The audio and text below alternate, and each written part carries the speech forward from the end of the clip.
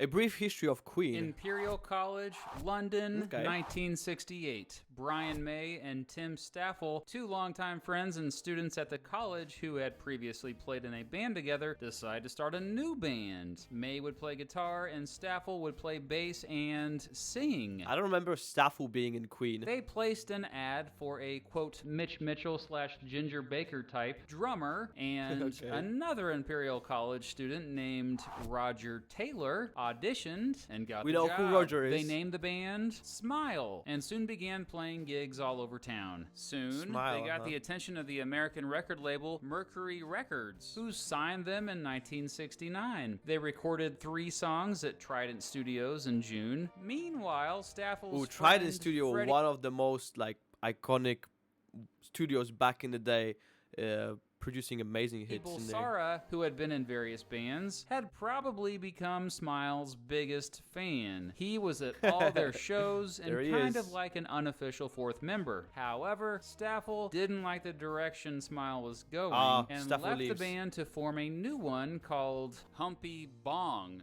Brian May and Roger Taylor still wanted to Interesting name. perform their songs, but they needed a new lead singer. Enter Freddie Bulsara, who enthusiastically took Staffel's spot. Bulsara convinced Kind of all fell into place. them to change the band's name to Conveniently. Queen. The next year, he would change his own name to Freddie Freddie Mercury. Mercury. Freddie sang beautifully, but wasn't big on playing instruments, so Queen would need a bassist. The band went through 3 before John The last Deacon piece. ended up joining the band, who not only excelled at bass, but also at tinkering around with electronics. After that, Queen That's practiced probably where their like kind of electric experimental stuff came into, probably from John.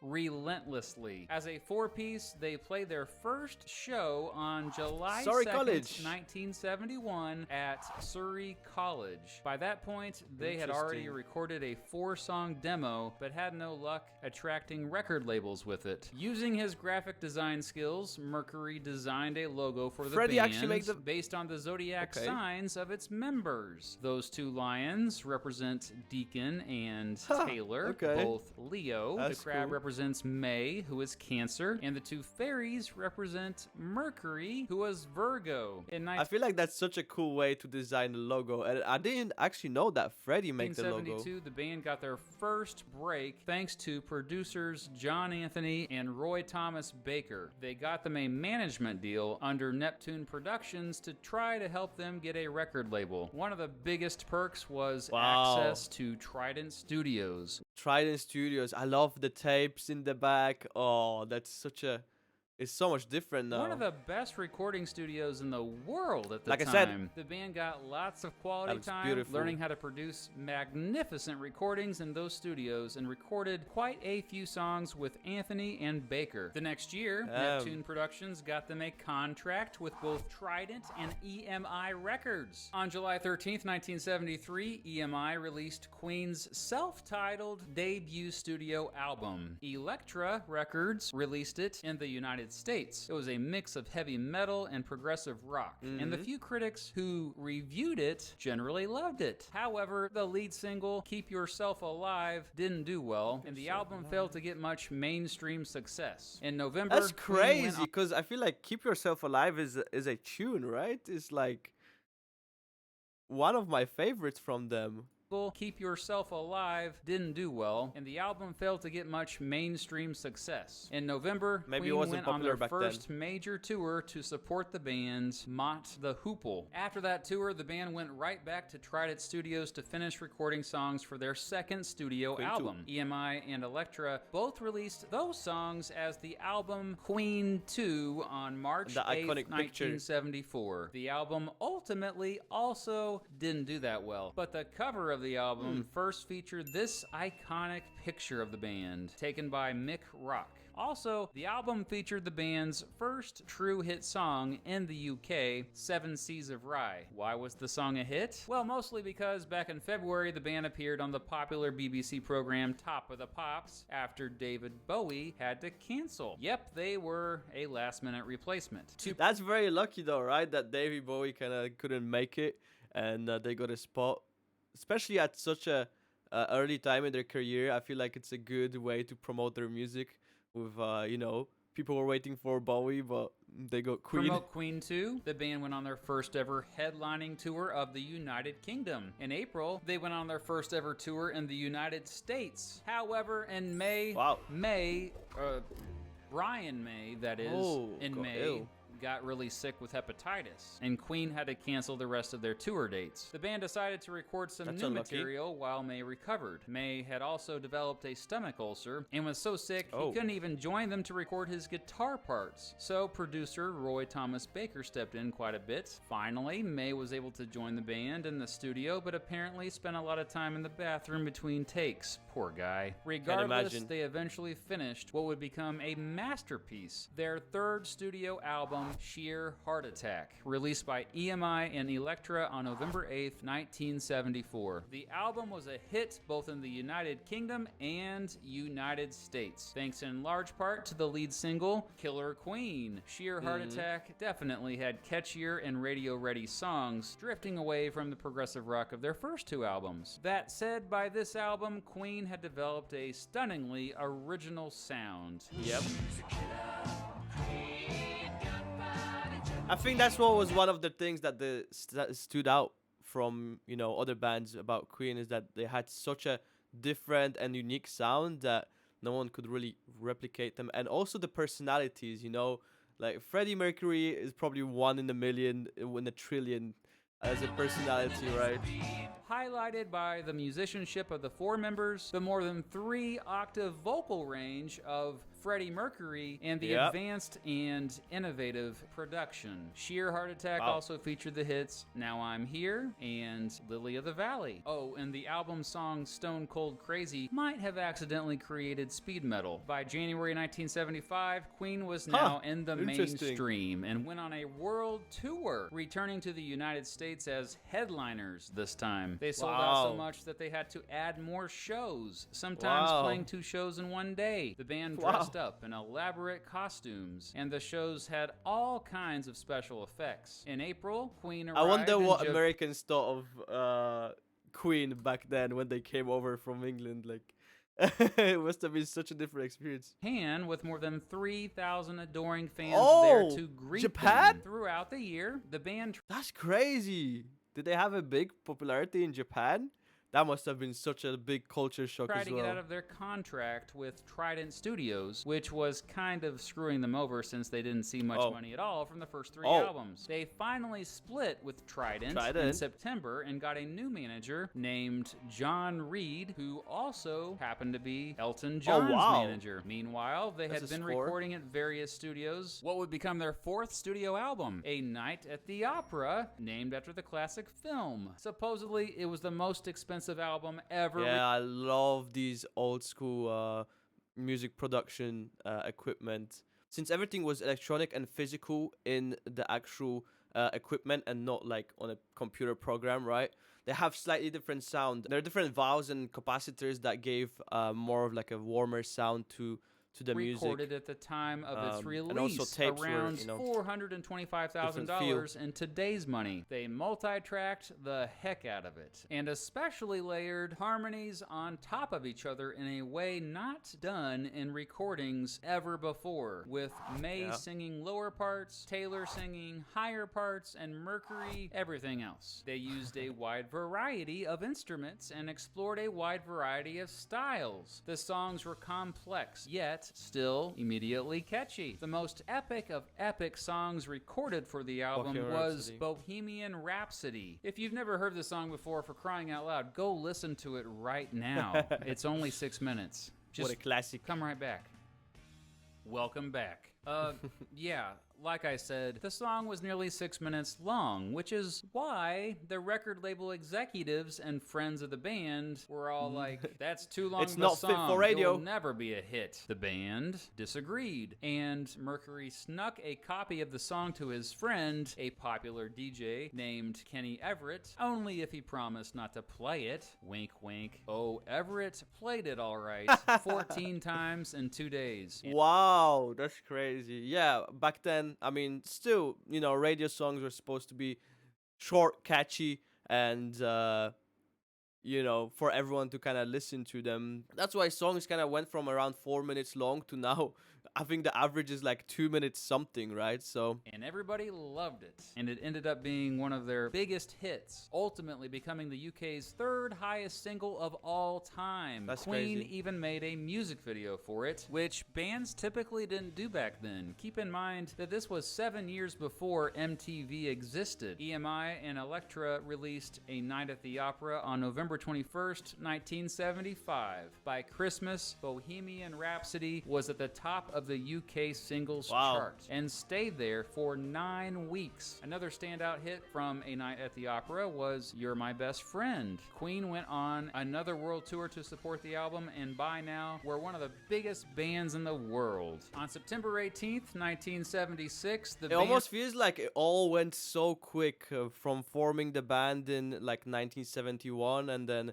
by 1975 they're kind of like worldwide stars. played a free concert Only at in a few Hyde years. Park, which drew a crowd of over 150,000. It was organized by Richard Branson. Yes, that Richard Branson. Meanwhile, Queen had also been recording what would become their 5th studio album, A Day at the Races, named after another Marx Brothers film. It was the first album in which they completely produced it themselves. Released again by EMI and Elektra on December 10th, 1976, A Day at the Races was another smash hit. It featured the singles Somebody to Love, Tie Your Mother Down, Hit Good after hit, Old-Fashioned huh? Loverboy, and Long Away. Critics generally praised it, and today it's on many greatest albums of all time lists. Queen toured to support the album for the first half of 1977. This was the tour in which the crowd began to often just The take big over tour, singing all of their songs, and was the inspiration for 2 new songs which would make their next album. Those 2 songs, We Will Rock You and We Are the Champions. Today, the 2 songs, which of course are usually played back to back since they were released together and radio DJs just started playing them that way, are known for being 2 of the most famous songs of all time. They are especially known as sports anthems. EMI and Elektra... I think because the songs are quite simple and like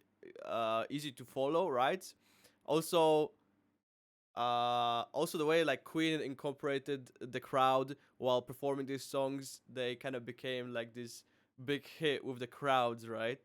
Released the band's 6th studio album, News of the World, on October 28th, 1977. Other than We Are the Champions and We Will Rock You, the album featured the singles Spread Your Wings and It's Late. This album saw the band abandoning their symphonic rock sound a bit and returning more to their hard rock roots. Yeah, 1977 was an interesting year in music. That's the year when punk rock exploded around the world, and many music fans were turning against progressive rock bands like Queen, who was a seemingly easy target since they had such popular appeal. This might be why critics at the time were generally not as excited about News of the World. However, today many argue it's one of the best Queen albums. The band once again went on a worldwide tour to support the album. By this tour, their shows were more spectacular than ever before, with amazing special effects and crazy costume changes. From July to October 1978, they recorded their 7th studio album, Jazz. Jazz had a more lighthearted feel to it and featured 3 of their most well-known songs today: Bicycle Race,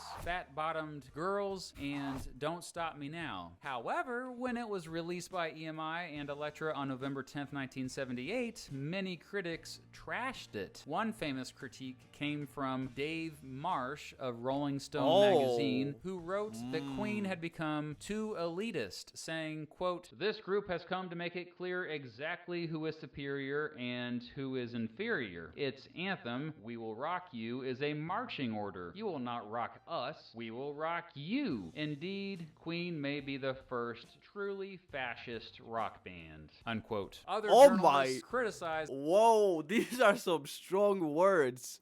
He did not like Queen. It's kind of crazy how they went from being loved to, like, in a few years, like, getting all this slack? It's the publicity stunt Oh. of staging a nude female bicycle race to promote the album. But it wasn't just critics. Band members Roger Taylor and John Deacon both expressed they didn't like how Jazz turned out. That didn't matter. They were probably the songs at the still height were of their hits. popularity, selling out shows as they continued to tour around the world. On June 22nd, 1979, EMI and Elektra released Queen's first live album, Live Killers, recorded from the European portion of their Jazz World Tour. On October 5th, they released a single for the song Crazy Little Thing Called Love.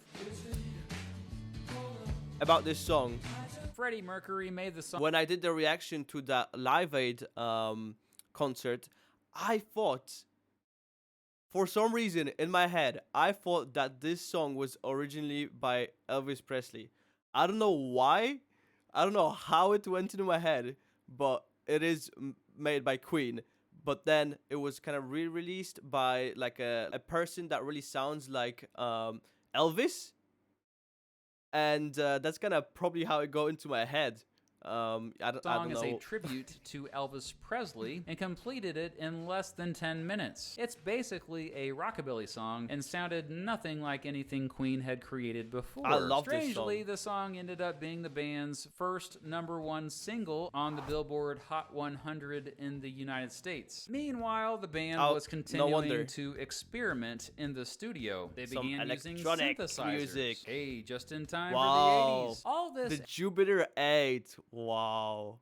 That's some continuing really to old school stuff. experiment in the studio. They began using synthesizers. Hey, Rolling just in stuff. time for the 80s. All this experimentation led to their most diverse album to date. Roland is such an influential company when it comes to music, you know.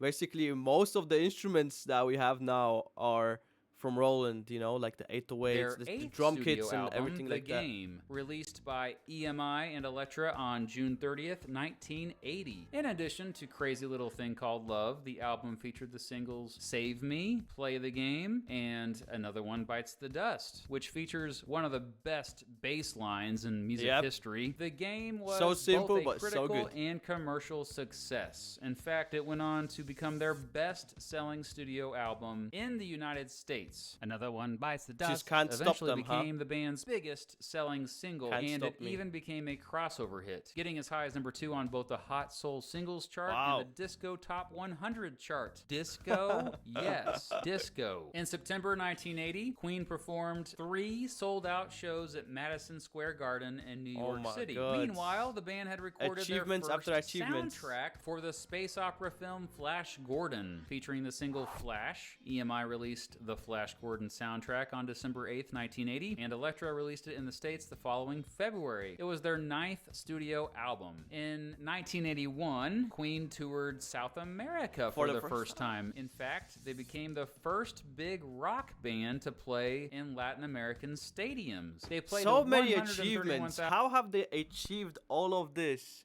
in such a low amount of time?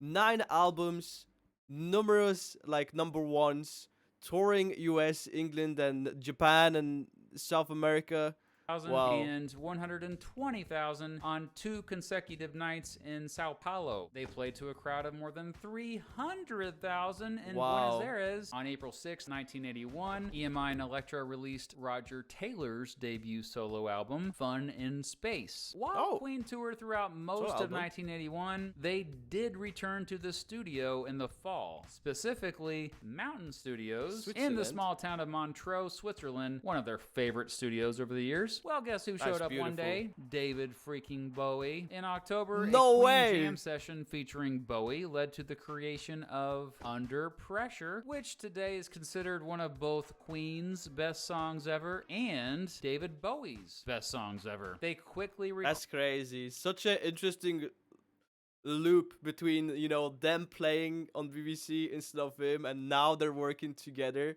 recorded and released it on October 26th, 1981. It That's immediately was a worldwide hit. That same day, EMI and Elektra released Queen's first compilation album, Greatest Hits, which featured Their greatest hits up to that point. Now, this is not your typical greatest hits album. It eventually became the best-selling album, not just greatest hits album, but album, period, in the UK. Queen's greatest hits album has basically been on and off the charts my entire life. It has spent over 900 weeks on the UK albums chart. That is a record, insane. by the way. And 400 weeks on the Billboard 200 chart. Go ahead and check your parents' or grandparents' record collection. It's there, crazy. isn't it? In 1982, Queen decided to stick with synthesizers and disco, recording their 10th studio album, Hot Space. Released by EMI and Elektra on May 21st, Hot Space marked a big shift in direction from the band's earlier music, not only embracing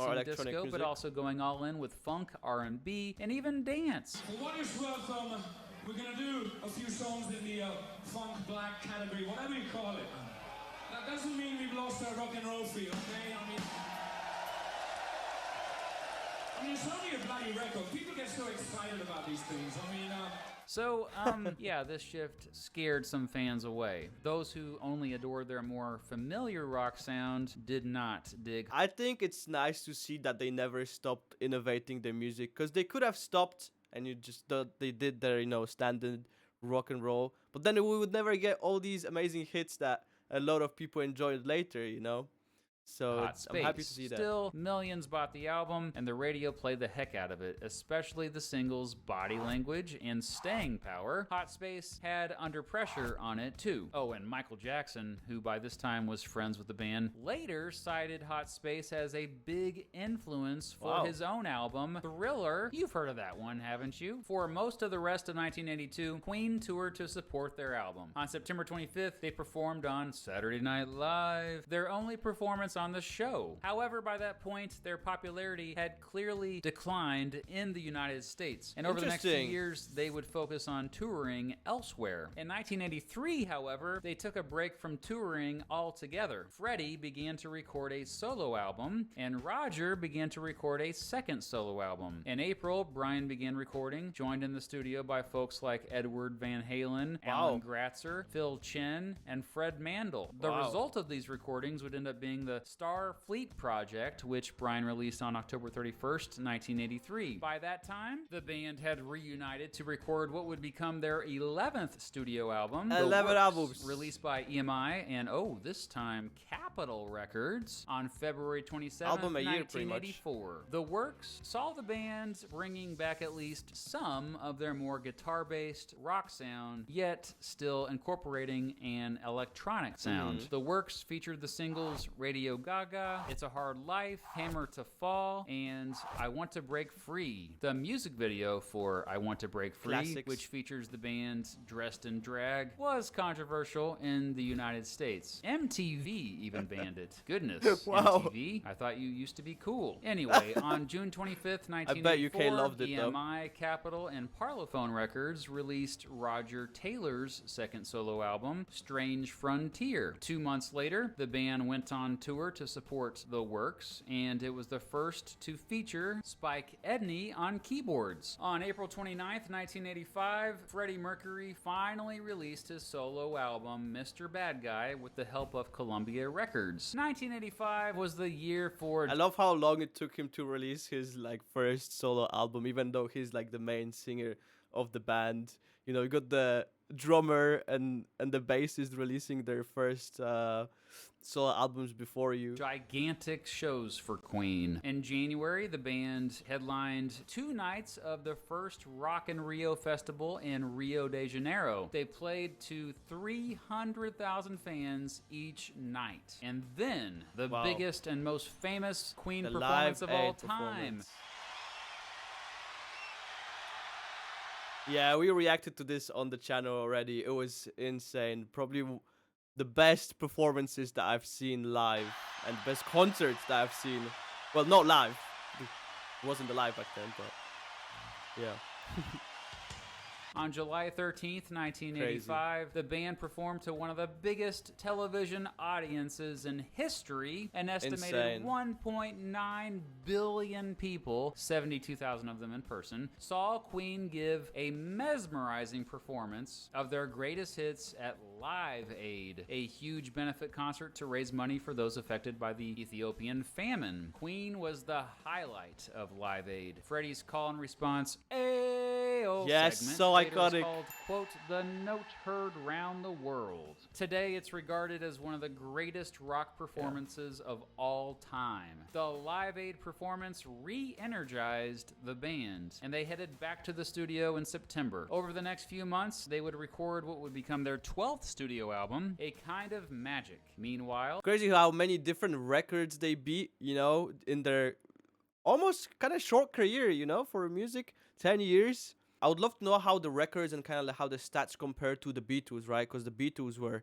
insanity John as well. Deacon started a band called The Immortals that recorded one song and then broke up. I guess they weren't immortal after all. EMI and Capitol released A Kind of Magic didn't know on that. June 2nd, 1986. Much of the album is part of the soundtrack to the film Highlander. Singles on A Kind of Magic included the title track and One Vision. The album was a commercial hit, but received mixed reviews from critics. The tour to support the album, which was another huge success, would sadly be Freddie Mercury's final tour with the band. In April 1987, Mercury Another found thing out... that is different is they would record albums and then do tours, right? Right now it's kind of you just record a single and that kind of promotes. There's a lot more singles being released and that promotes kind of the album. It's a bit different. He had final tour with the band. In April that was the final 1987, tour. Mercury found out he had HIV, a horrible virus that attacks the immune system and leads to AIDS. At the time, having AIDS meant you usually didn't have very long to live, since doctors were still trying to figure out how to treat it. After Freddie told his bandmates about it, the band agreed to no longer tour. The general public would not know about Freddie's AIDS diagnosis until right before he died. For the rest of the year, the band pursued various solo projects. Freddie recorded with the opera singer Montserrat Caballé. It looks Roger different. Taylor started a band called The Cross. In January 1988, Queen returned to the studio and spent the next year recording what would become their 13th studio album, The Miracle. Coming out on May 22nd, 1989, it 13 featured the albums, huh? singles I Want It All, Breakthrough, and Scandal. It was the first album released in the United Kingdom by Parlophone Records, and Capitol released it again in the United States. Critics were again mixed about The Miracle, but it was another commercial success. By 1990, the public seemed to know something was up with the band. The band had made fewer and fewer public appearances. When they did appear, Freddie seemed to be weak and sickly. looks However, a lot Freddie different. insisted it was just because he was, quote, exhausted. In November 1990, Queen ended their contract with Capitol and signed a huge North American recording deal with Hollywood Records. Hollywood caught the band up to modern times and got their entire catalog on CD. Meanwhile, Queen had been recording new stuff all year long. This would be their last time recording with Freddie, whose health had been deteriorating. And yet, one song they recorded during this time was one of their masterpieces that most people don't know about. The epic Innuendo, which I would argue rivals almost anything they I've not ever heard that before. recorded. This would be the title track for their 14th studio album, released by Parlophone and Hollywood Records on February 4th, 1991. In addition to the title track, Innuendo featured the singles Headlong, These Are the Days of Our Lives, and The Show Must Go On. Oh, and don't forget I'm Going Slightly Mad with Freddie and his bananas. Critics mostly praised react to that. Innuendo, and fans adored it. It was the band's most successful album in the United States since The Works. The music video for These Are the Days of Our Lives would be the last time Freddie appeared on camera. On October 28th, EMI, Parlophone, and Hollywood Records released Greatest Hits 2, which also ended up being one of the most successful Greatest Hits albums of all time. On November 23rd, 1991, Freddie Mercury confirmed to the world that he had AIDS. Within 24 hours of releasing that statement, he had died from bronchial pneumonia, brought on as a complication of AIDS. While the world mourned Freddie's death, Queen's popularity seemed to rise again. The band had 10 albums on the UK Top 100 chart. On April 20th... Crazy. And that Sun headline, wow. The band had incredible. 10 albums on the UK Top 100 chart. On April 20th, 1992, the remaining members played the Freddie Mercury tribute concert for AIDS awareness, a benefit for the Mercury Phoenix Trust, which raised money for AIDS research. Various rock singers sang Freddie's parts, and the show was broadcast around the world to an audience of around 1.2 billion. I think we'll go with a little Bohemian Rhapsody, gentlemen. Good call. That same year, Bohemian Rhapsody went to the top of the charts in North America after the song was featured prominently in the film Wayne's World. Meanwhile, Brian, Roger, and John had come across vocal and piano parts Freddie had recorded before his death. They added their own instrumentation and ended up turning that into an album. That would be That's Made what happens in a Heaven. lot right now as well with people like Michael Jackson.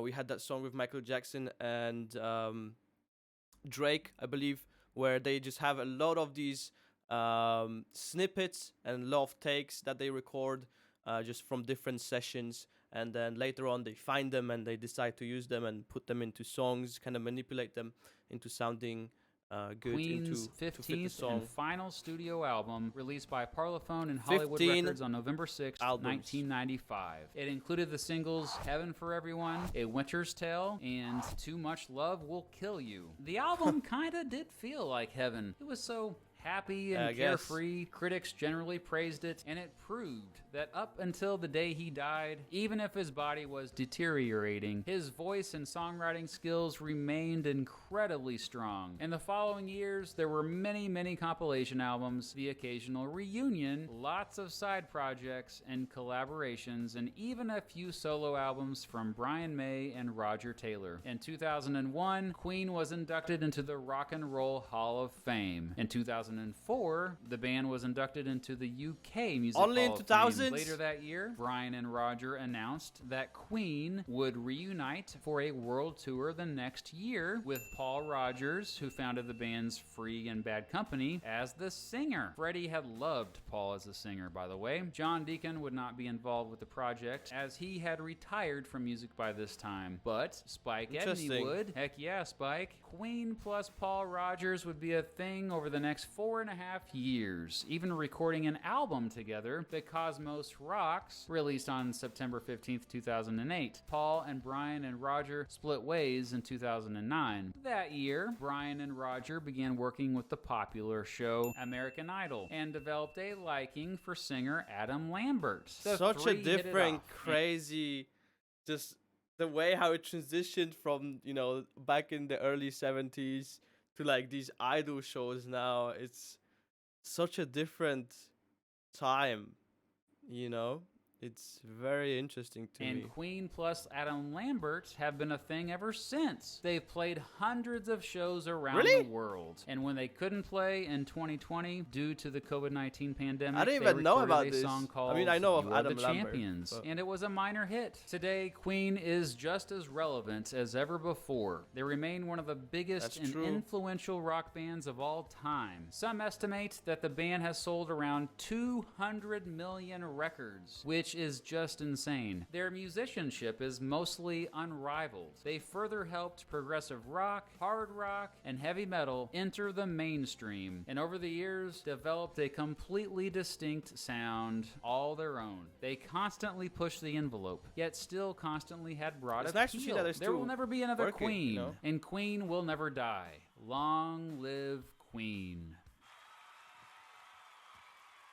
I feel like there must have been so many stories in their lives, because their lives must have been so full of everything, right?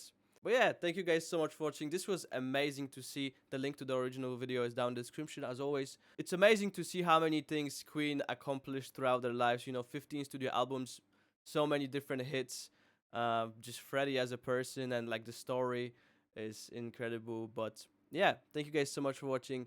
And also thank you very much to all the lovely patrons over our Patreon. If you'd like to check out some exclusive song reactions to Queen and other stuff like that, you can support me over our Patreon if you'd like to. And yeah, I'll see you guys in the next one. So stay safe. Much love. I'll see you guys in the next one. Take care. Peace and